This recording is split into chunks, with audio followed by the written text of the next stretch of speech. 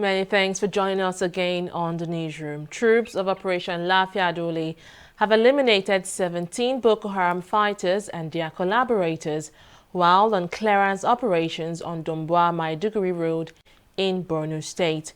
The soldiers of 25 Task Force Brigade, in conjunction with elements of Sector 2 Special Forces, reportedly made contact with a Boko Haram ambush team along their axis of advance on Tuesday. According to Coordinator, Defense Media Operations, Major General John Enenche, the troops outflanked and engaged the criminals with overwhelming firepower, forcing them to withdraw and recovering scores of arms and ammunition. Enenche adds that 2 soldiers paid the supreme price while 4 others were wounded during the operation. Still on security, some gunmen have abducted 2 men along the Ifira-Soson-Akoko Road in Akoko Southeast local government area of Ondo State. It's been gathered that the victims who were abducted on Tuesday night are personal aides to a politician from the state. The Public Relations Officer of Ondo State Police Command, Tilio Ikoro, has confirmed the incident. According to him, 4 men were initially abducted, but the kidnappers decided to release 2 of them.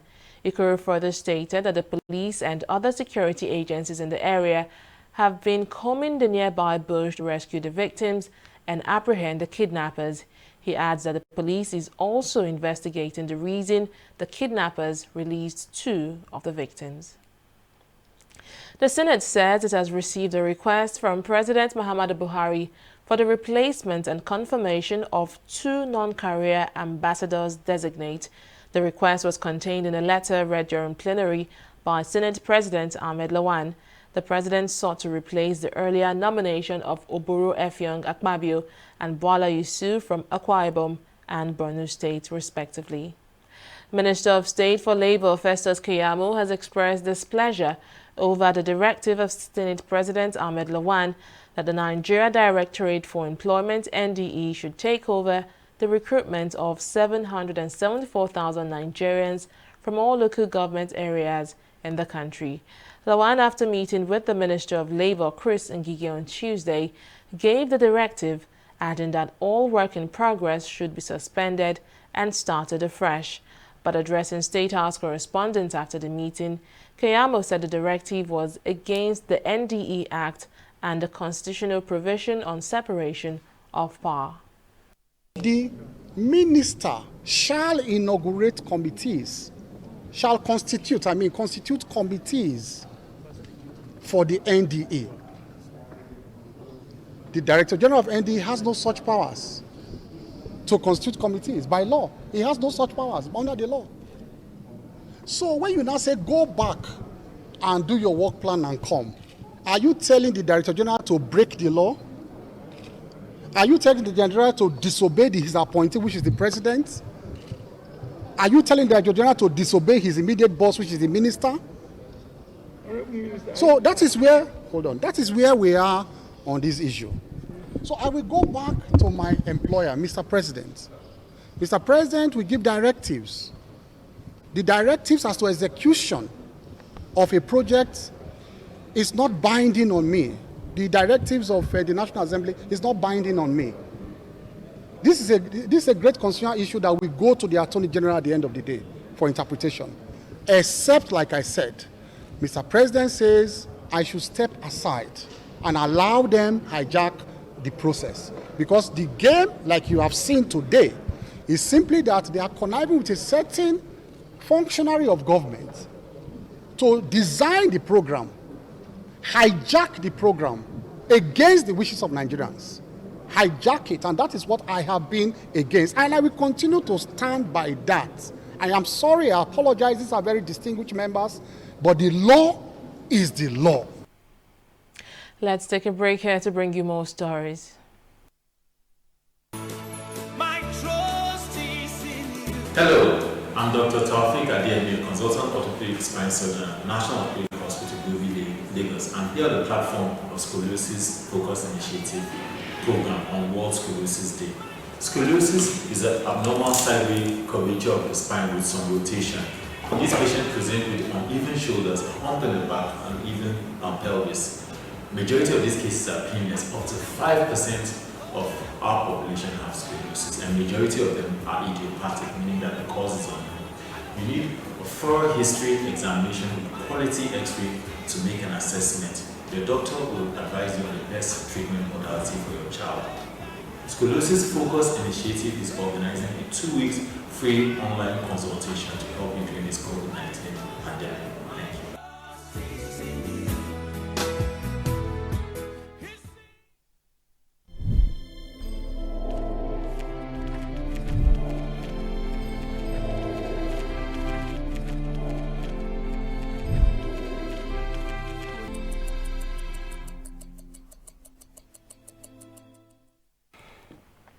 Welcome back.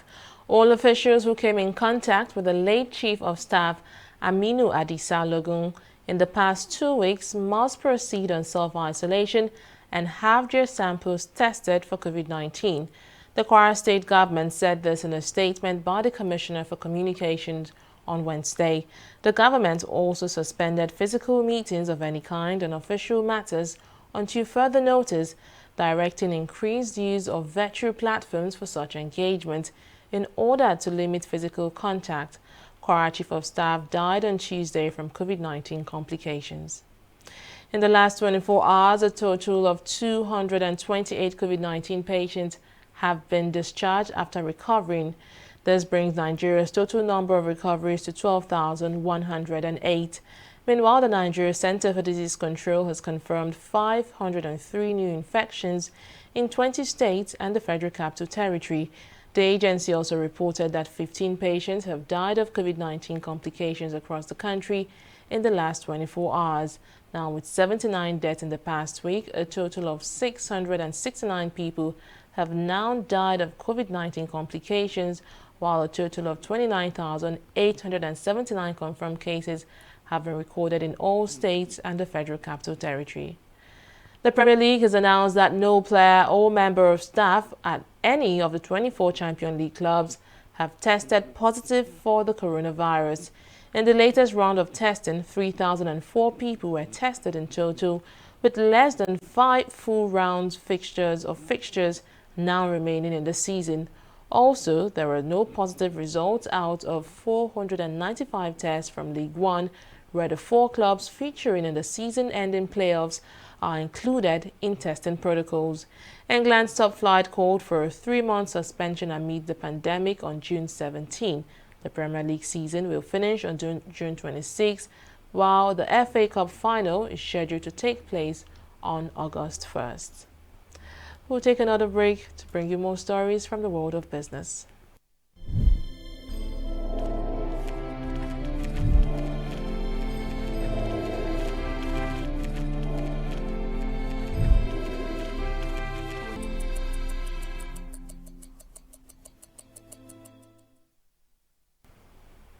Welcome back. The Federal Inland Revenue Service, FIRS, has extended the closing date of tax debt payment in the country. In a statement issued on Wednesday by FIRS Director of Communication Abdullahi Ahmed, he said the agency moved its waiver of penalty and interest window on tax debt owed by individuals and businesses from June 30 to August 31st, 2020. He noted that the agency's boss, Mohammed Nami, approved the extension as a follow-up to a number of palliative measures devised by the FIRS to cushion the effects of COVID-19 pandemic on the Nigerian economy. The FIRS chairman explained that the extension applies to tax auditing, investigation and debt review assessment, and approved installment payment plans under voluntary assets and income declaration scheme yet to be fully liquidated. The federal government says it's not going back on its plans to close the third mainland bridge for 6 months to enable contractors carry out repairs on it. Speaking at a news conference in Lagos, Comptroller of Works, Federal Ministry of Works, Olukayode Popola, said the bridge was last rehabilitated in 2012, which was about 8 years ago, adding that there was need to carry out the repairs to avert any collapse. He said the first 3 months would be used to carry out works on the part of the bridge coming from the Lagos Island to the mainland, while work on the other portion of the bridge coming from Oworoshoki to Lagos Island would begin 3 months later. The bridge will be closed on July 24th, 2020. China has announced that it will impose visa restrictions on U.S. officials who exhibit egregious behavior towards Tibet.